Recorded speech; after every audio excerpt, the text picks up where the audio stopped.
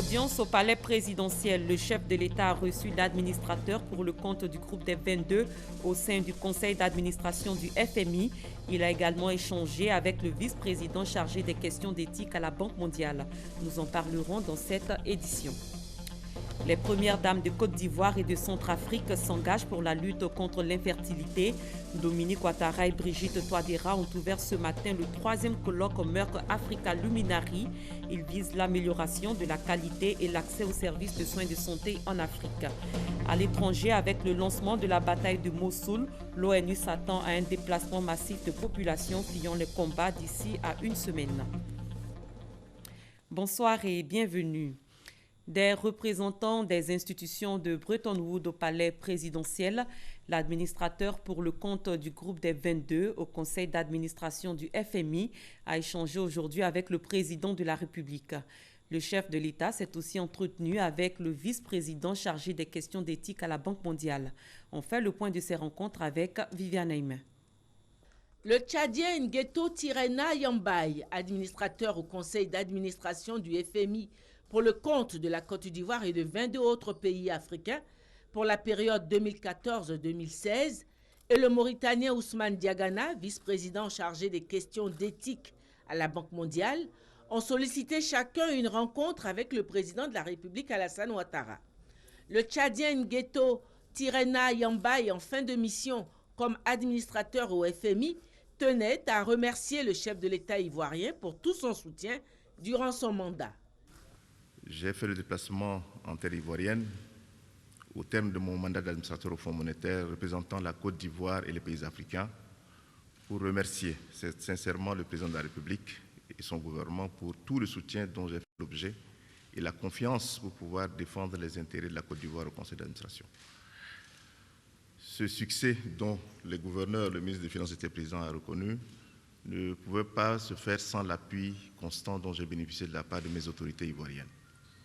Je vais quitter le Fonds monétaire le mois prochain et je reste toujours avec un très grand souvenir de la Côte d'Ivoire. Le vice-président chargé des questions d'éthique à la Banque mondiale, Ousmane Diagana, présent quant à lui à Abidjan dans le cadre du Forum sur la finance islamique organisé dans la capitale ivoirienne, a échangé avec le chef de l'État ivoirien sur les opportunités qu'offre cette forme de financement pour les pays africains. C'est un instrument qui prend de l'essor.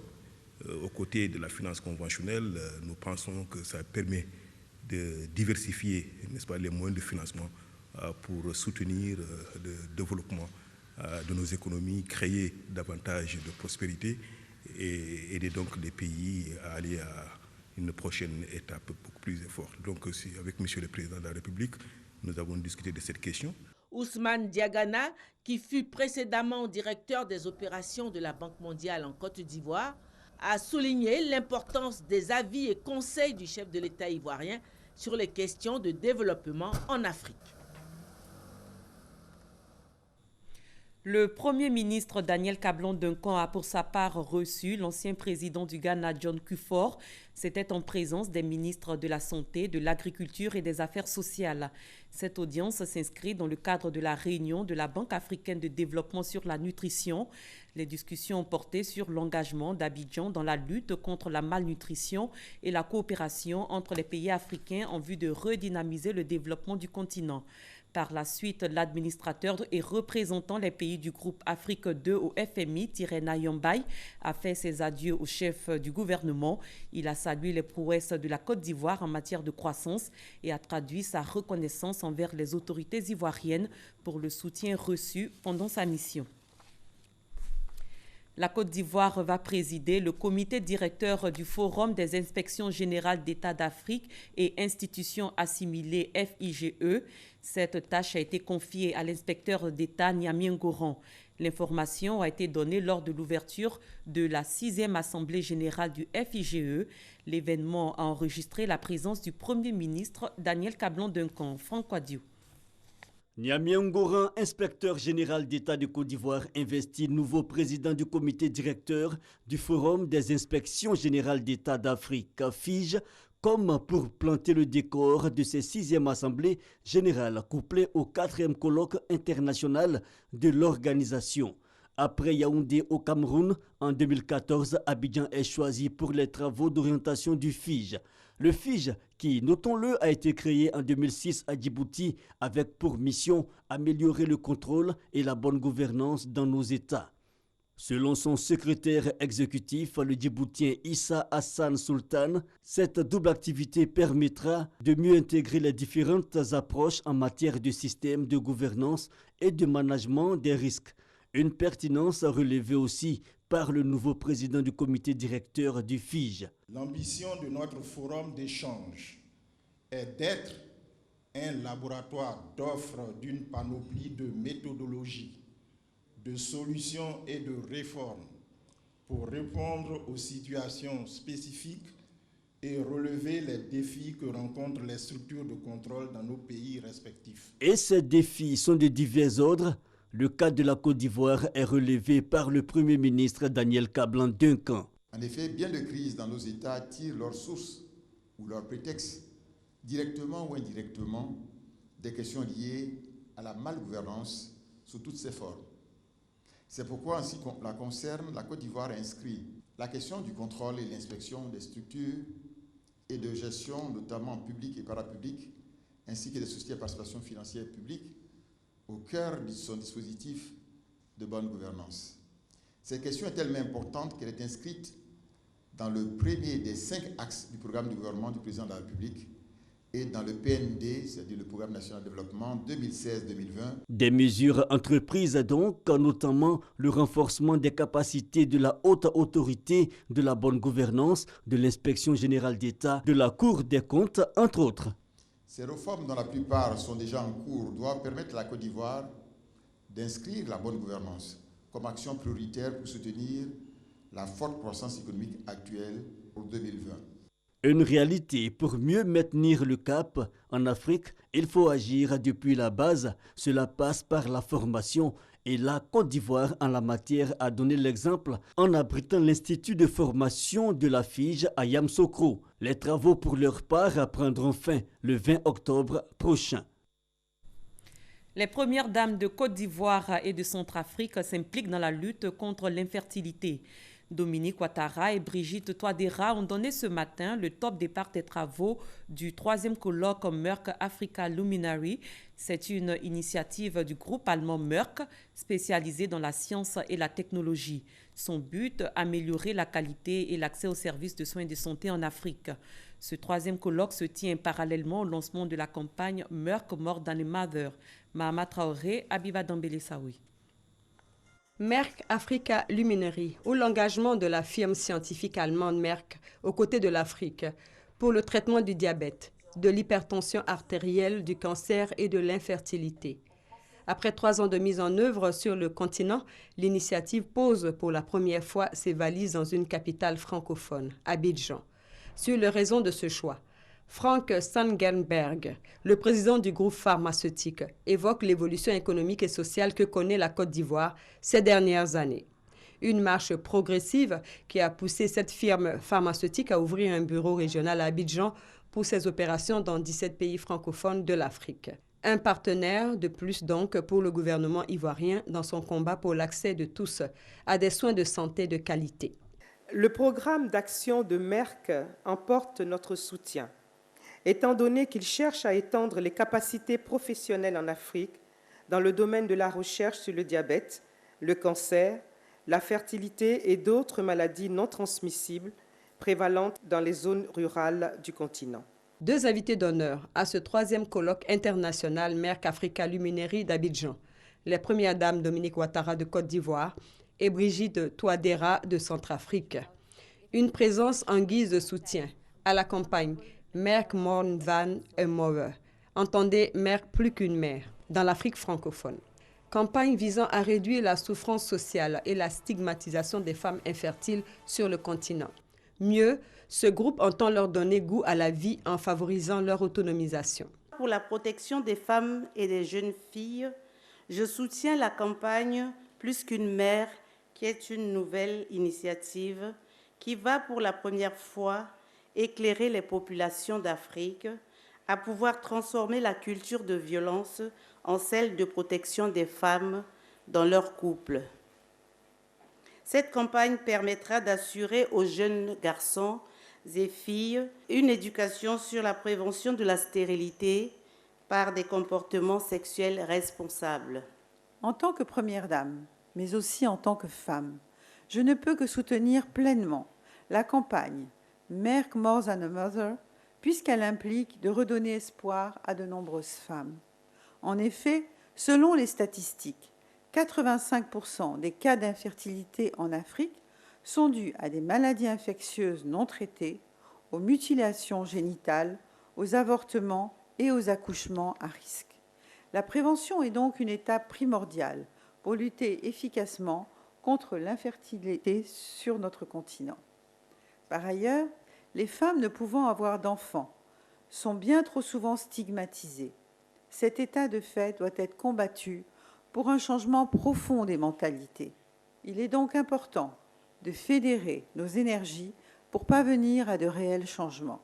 Ces assises d'Abidjan vont se tenir sur 2 jours.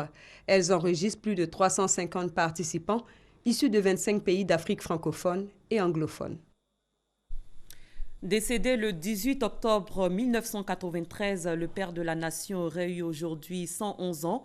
À l'occasion de la date anniversaire de son décès, la Fondation Félix Houphouët-Boigny pour la recherche de la paix a initié une cérémonie de dédicace pour un recueil des messages et des discours du premier président de la Côte d'Ivoire, cérémonie qui s'est déroulée en présence du président de la République, Alassane Ouattara.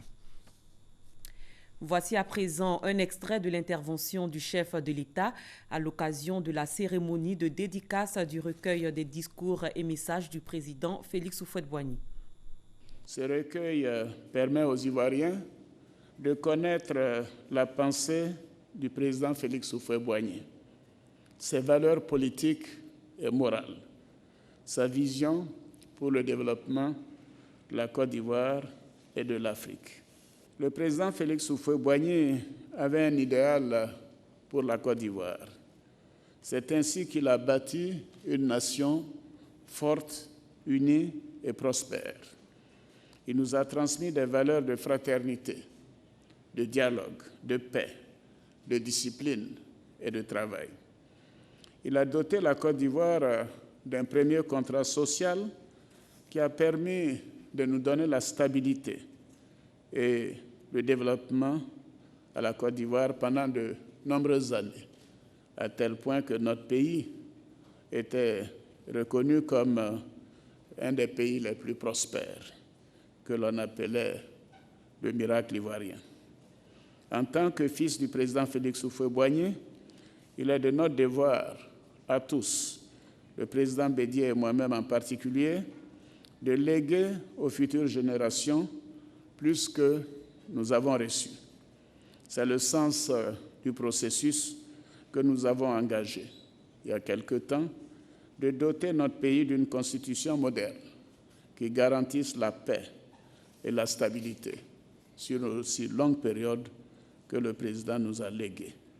Oui, cette constitution devrait nous permettre de connaître la paix et la stabilité pour des décennies et des décennies. Feu Félix Houphouët-Boigny, bâtisseur de la Côte d'Ivoire et figure de paix, reste gravé dans la mémoire des Ivoiriens. Une messe d'action de grâce a été dite pour lui à l'église Saint-Jean à Cocody. Plusieurs personnalités, dont Laurent Donafologo, ont pris part à cette messe. Rendons-nous au Parlement. Les députés ont adopté aujourd'hui en séance plénière 2 projets de loi. Il s'agit du projet de loi autorisant le président de la République à ratifier l'accord de Paris sur le climat et le projet de loi portant modification de l'article 80 du Code électoral. 2 projets de loi dont l'adoption est une avancée selon les députés des commissions qui les ont examinés. Gabriel Zani. Alassane Ouattara peut ratifier l'accord de Paris, conclu en décembre 2015 à l'issue de la COP 21, la 21e conférence des partis sur le climat. Les députés réunis en plénière ce mardi 18 octobre donnent le feu vert au président de la République en adoptant l'accord de Paris à l'unanimité des membres présents. Autoriser le président de la République à ratifier cet accord qui a été élaboré à l'occasion de la COP 21, c'est permettre à la Côte d'Ivoire de bénéficier des retombées pour protéger notre environnement. Il n'y a pas eu d'amendement aux conclusions de la Commission des relations extérieures qui a examiné le projet de loi présenté quelques jours plus tôt par Lakwadou Rémy, le ministre de l'Environnement et du Développement durable, pour le compte du gouvernement. Un autre projet de loi a été aussi voté ce mardi. Il concerne la modification de l'article 80 du Code électoral. Les candidats disposent désormais de 30 jours au lieu de 45 jours pour déclarer leur candidature à l'élection des députés. C'est à notre avantage puisque pour obtenir l'écriture des impôts, ce n'est pas facile. Je pense que c'est un délai qui est favorable aux candidats. Dans le code électoral, les articles 75 et 80 fixent 2 délais distincts pour la réception des candidatures à l'élection des députés à l'Assemblée nationale. L'article 75 demande aux députés de déposer sa candidature à 30 jours avant la date d'ouverture du scrutin. L'article 80, lui, fixait à 45 jours le délai de candidature du député. Ce projet de loi vise à harmoniser les délais de réception des candidatures de députés. Je vous propose à présent d'écouter un communiqué de la ACA, la Haute Autorité de la Communication Audiovisuelle. Il est lu par Abou Sanougou.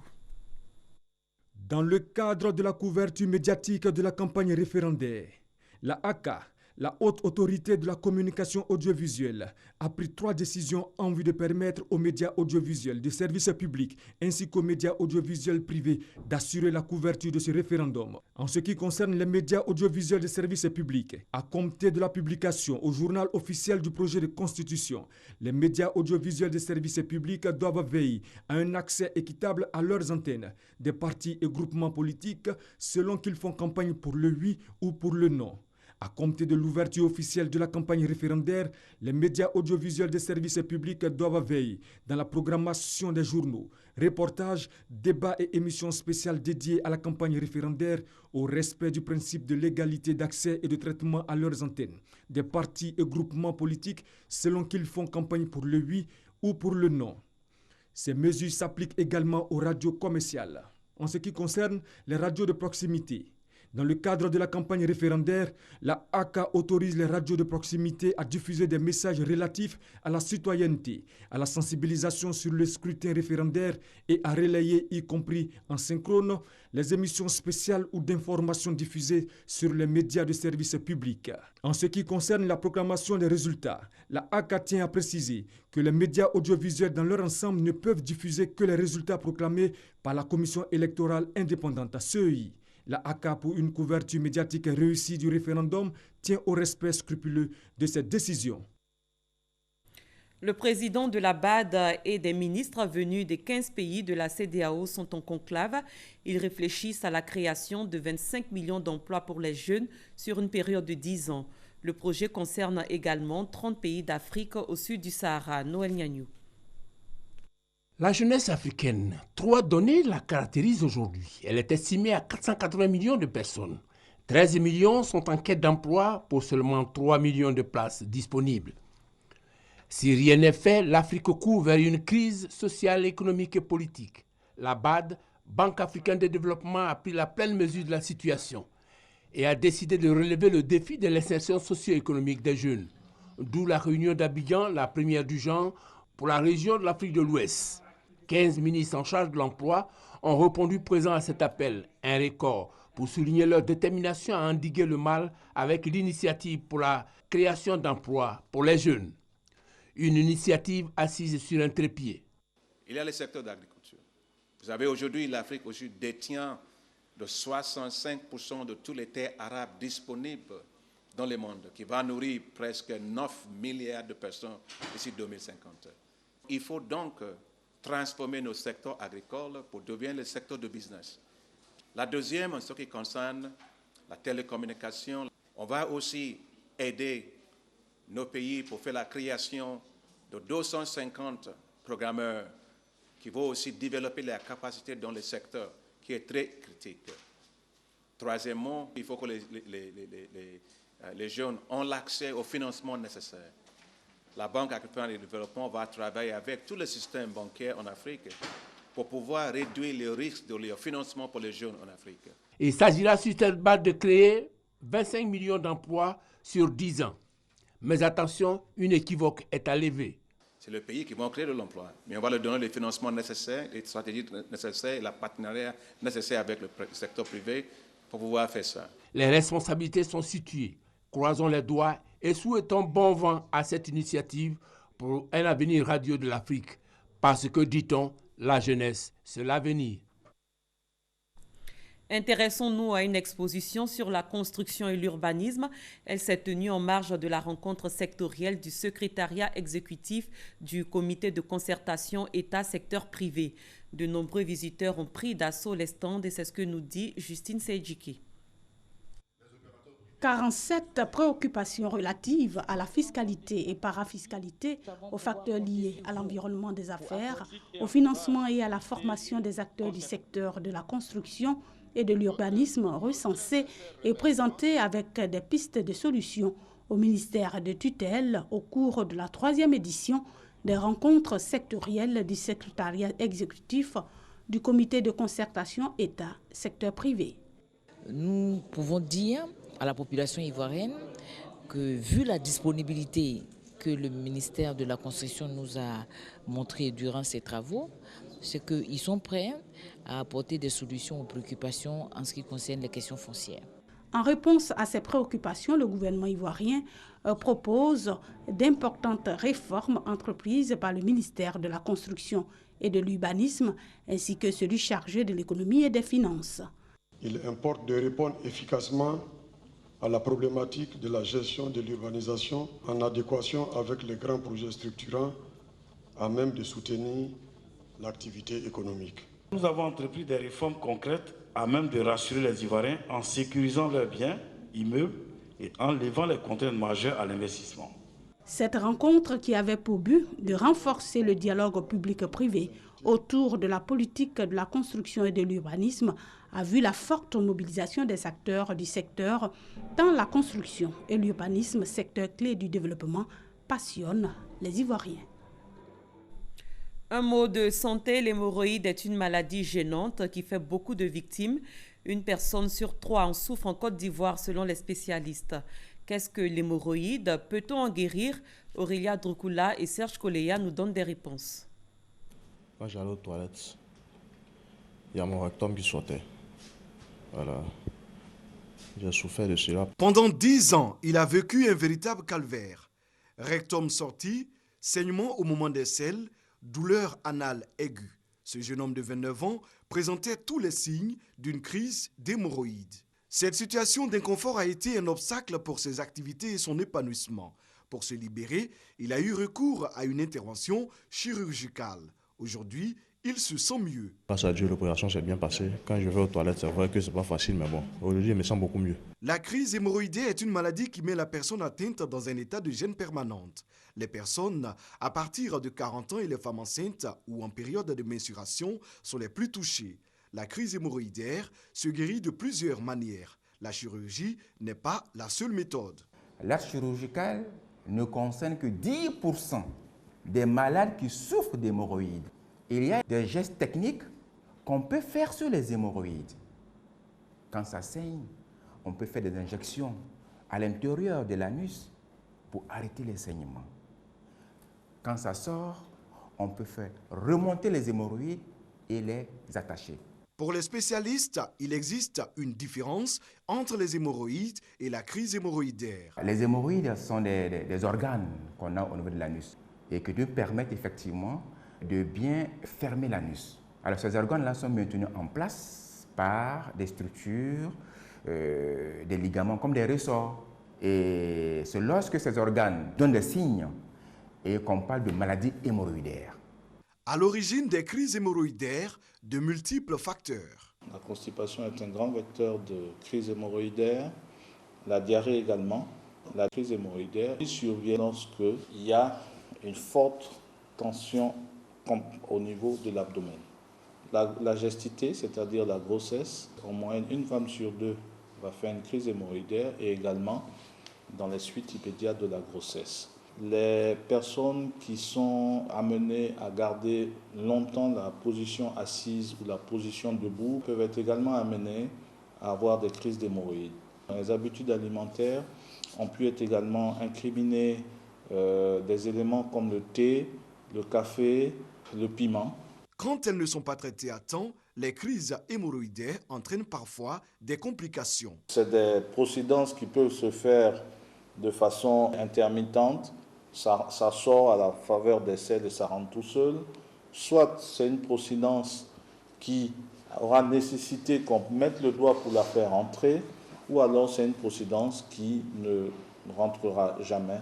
À ce stade, une prise en charge et un traitement adéquat s'imposent. Il y a le côté médicamenteux. Ça concerne à peu près 40% des patients qui ont une maladie hémorroïdaire. Et il y a le côté geste technique. Avant d'arriver à l'acte chirurgical, ça peut concerner à peu près 30% des patients. Et en fonction du stade dans lequel vous êtes, vous avez un type de traitement approprié. On guérit de la maladie hémorroïdaire. 100% des patients traités de maladie hémorroïdaire en guérissent. La durée du traitement et le coût de la prise en charge varient en fonction des cas. Face à ce mal, la médecine traditionnelle a aussi ses recettes. De nombreux patients se tournent aujourd'hui vers elle. Au début, ça a commencé par le rectum qui sortait. Je venais voir un tradipraticien et j'avoue qu'actuellement, ça va. Le choix de cette pratique est-il un recours efficace contre la crise hémorroïdaire? La médecine traditionnelle a des plantes efficaces pour guérir les hémorroïdes dans toutes leurs formes. Entre le recours à la médecine moderne et à la médecine traditionnelle, l'autre voie qui s'offre est la prévention. Mieux vaut prévenir que guérir. Pour éviter la constipation, il faut avoir une alimentation équilibrée. Consommer assez d'eau, au moins 1,5 litre, voire 2 litres d'eau par jour. Consommer suffisamment de fruits et de légumes.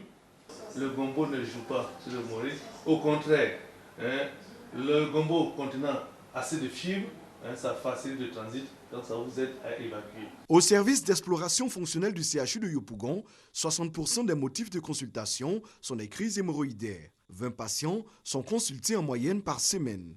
En Côte d'Ivoire, 4 centres publics s'occupent des maladies hémorroïdaires. Ils sont situés dans les CHU de Yopougon, de Cocody, de Trècheville et de Boaké. Cela fait 20 ans que l'ONG Servir est aux côtés des démunis. L'organisation va tenir le 28 octobre prochain un dîner gala afin de mobiliser des fonds en faveur du centre de dialyse. L'annonce a été faite lors d'un point presse. Éric Goré y était. L'ONG Servir aux côtés des populations depuis une vingtaine d'années. Ce parcours au service des autres est couronné par de nombreuses vies épargnées. De 1996 à 2016, l'ONG Servir s'est engagée à œuvrer pour les personnes qui sont dans le besoin. 20 années au service des démunis. 20 années de lutte contre l'indifférence. 20 années de solidarité, 20 années de partage. Les 20 ans de cette ONG internationale vont être marqués par la fin des travaux de la construction du Centre international Servir d'hémodialyse et de greffe rénale d'Abidjan. C'est le tout premier centre de dialyse en Côte d'Ivoire avec toutes les commodités techniques. Un dîner gala aura lieu le 28 octobre prochain à l'hôtel Sofitel d'Abidjan pour recueillir des fonds qui vont permettre à l'ONG Servir d'accélérer les travaux de ce joyau architectural d'un coût total de 5 milliards de francs CFA. C'est avec fierté qu'avec vous, nous annonçons l'importante phase de l'évolution des travaux du centre dont les ressources attendues du prochain gala aideront certainement à envisager l'inauguration dans quelques temps. Le 12e dîner gala de l'ONG Servir sera suivi le 5 novembre d'un grand concert du groupe Kassav. Ce concert va également mobiliser des fonds en faveur des malades du rein. À l'étranger, avec le lancement de la bataille de Mossoul, l'ONU s'attend à un déplacement massif de population fuyant les combats d'ici à une semaine. Plusieurs ONG présentes dans la région s'alarment du risque d'une crise humanitaire.